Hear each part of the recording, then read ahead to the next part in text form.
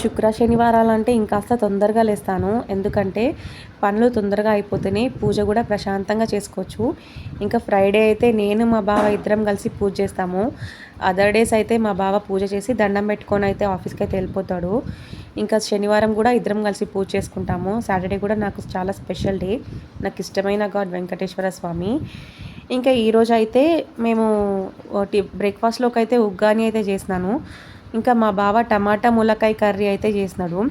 ములక్కాయ టమాటా కర్రీ తినక చాలా రోజులు అవుతుందని నేను ఆఫీస్ నుండి వచ్చేటప్పుడు అయితే తీసుకొచ్చినాడు. మా పాపకు కూడా, మా చిన్న పాపకి ములక్కాయలు అంటే చాలా ఇష్టము. అందులోని గుజ్జు చాలా ఇష్టంగా తింటుందన్నమాట.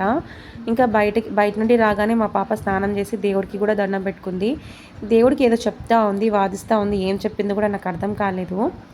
ఇంకా నేనైతే బ్రేక్ఫాస్ట్ అయితే చేసేసాను. ఇది ఫ్రెండ్స్, నా వీడియో నచ్చితే ప్లీజ్ సబ్స్క్రైబ్ చేసుకొని లైక్ చేయండి. నా ఛానల్ సపోర్ట్ చేయొచ్చు కదా ప్లీజ్.